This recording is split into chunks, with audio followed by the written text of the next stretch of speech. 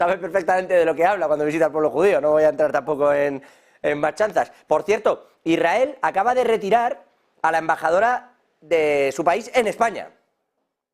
Israel acaba de tomar la decisión de decirle, ahí lo tienen, a su ministra, bueno, a su embajadora en España que se vaya.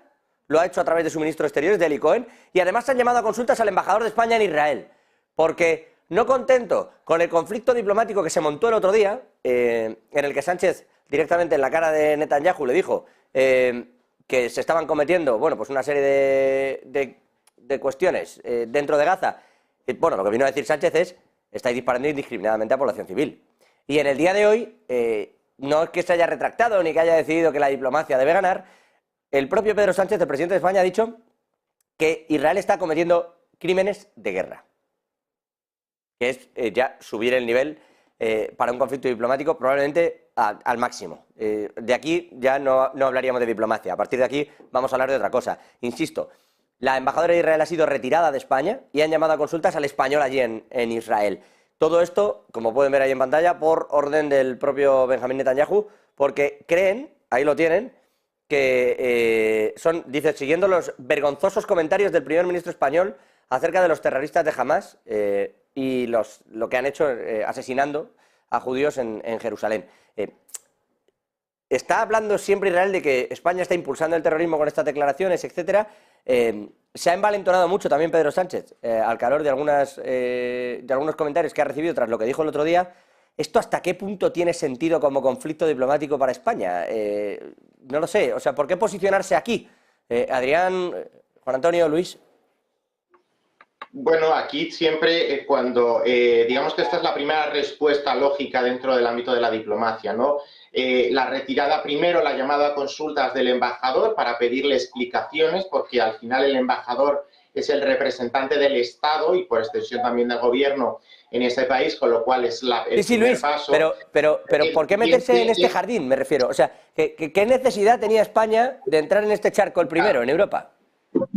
Bueno, también es un debate que no es transversal a toda Europa, porque, por ejemplo, también salió el ministro de Exteriores italiano, Tajani, diciendo que de ninguna manera él comparte la posición española. Sí, yo absolutamente. creo que Pedro está un poco también envalentonado, pero, perdón, estas cosas de la gripe prenavideña tienen estas... pero bueno, Pedro Sánchez está en un momento de máximo auge, acaba de ser reelegido, acaba de ser... bueno, pues reacreditado desde el punto de vista interno, y él creo que tiene una proyección o que siempre intenta buscarse un papel en la escena internacional que realmente va más allá de lo que es la tradicional figura del presidente del gobierno, ¿no? Yo creo que quizá es por lo menos mi propia interpretación, creo que él está sembrando el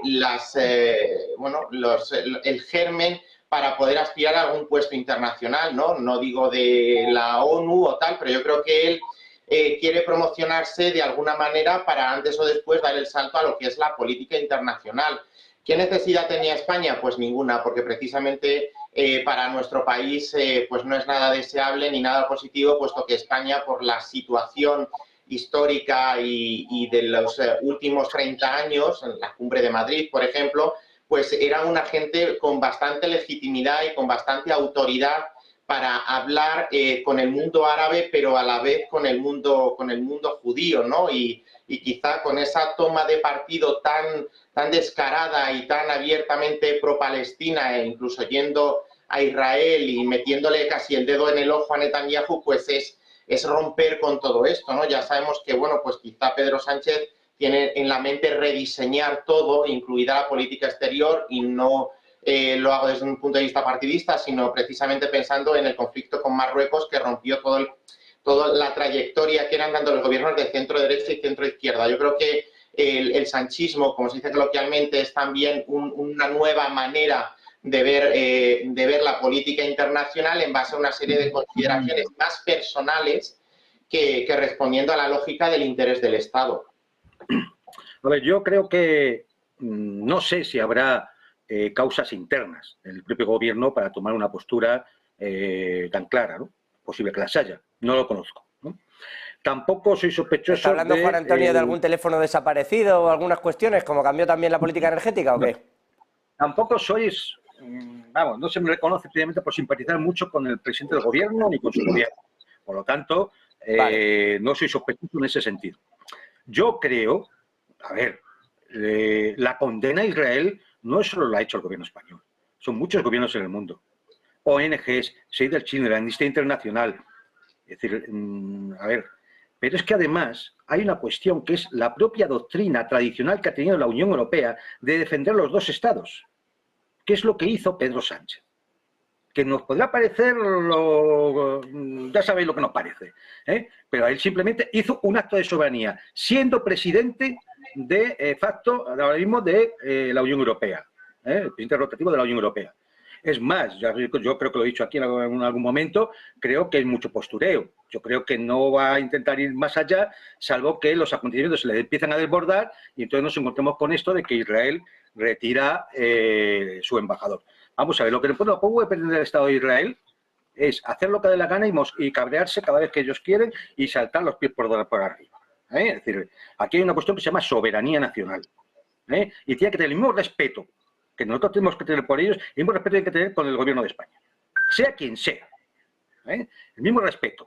Así que yo lo siento mucho, pero mira, la embajadora, pues que lleve tanta paz como la que deja. Es decir, no podemos seguir sosteniendo esta situación.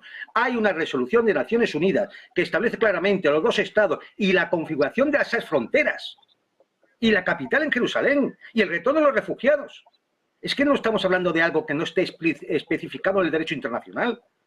Entonces, hombre, es decir, estas especies de amenazas que hace Israel, que si va a reconocer la independencia de Cataluña, que si va a retirar al embajador, ya está bien, ¿no? Es decir, ya está bien. Habría que ver cuál ha sido su papel en todo el tema Pegasus, porque el software es israelí. Sí, por eso le decía yo lo del teléfono, que me lo tiraba usted con bastante buen tino, pero por eso cambió España. O sea, le espiaron el teléfono a Pedro Sánchez y España cambió su política energética drásticamente. Y a partir de aquí, bueno, luego ya, no, si quieren son dos sucesos aislados, vale, pues son dos sucesos aislados. Adrián, sobre este juego diplomático extraño que está tomando España, decía Juan Antonio, bueno, España no es el único país que ha dicho esto. No, pero lo está haciendo con mucha agresividad desde el lado occidental, si me permiten, donde es más raro encontrar esta postura. Porque no estamos acostumbrados. Sí, vamos a ver, yo he intentado no responder el primero porque la verdad es que es una pregunta para mí bastante difícil. Es decir, en el momento en que Pedro Sánchez hizo ese viaje, yo me quedé perplejo, ciertamente. Me quedé perplejo porque en el propio viaje fuese tan claro a la hora de exponer lo que pensaba y cómo lo hizo, ¿no? Porque normalmente esos viajes pues siempre son más o menos para quedar bien todo el mundo, ¿no?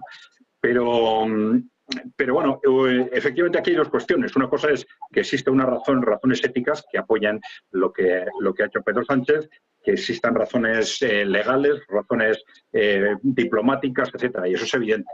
También es cierto, como decías tú, José, que sin embargo esto es un desmarque de lo que durante estas semanas se ha de alguna forma consensuado en los estados europeos, ¿no?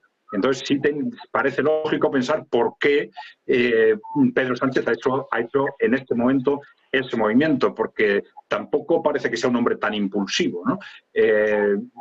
Hay que pensar que si lo ha pensado bien, y parece que sí, porque tampoco ha hecho ningún gesto de aparente rectificación, puede quizás esto tener una cierta lógica desde un punto de vista ya no de diplomacia europea, sino de diplomacia internacional. Es decir, quizás un intento, quizás alguien esté pensando en la posibilidad de colocar a España como un interlocutor, no solo a nivel europeo, sino quizás entre Europa y otros países, no sé si cara a este conflicto o ya desde una perspectiva más amplia, colocarle como un interlocutor independiente con unas capacidades de intermediación que no tendría si simplemente siguieran manteniendo las posturas diplomáticas de la Unión Europea.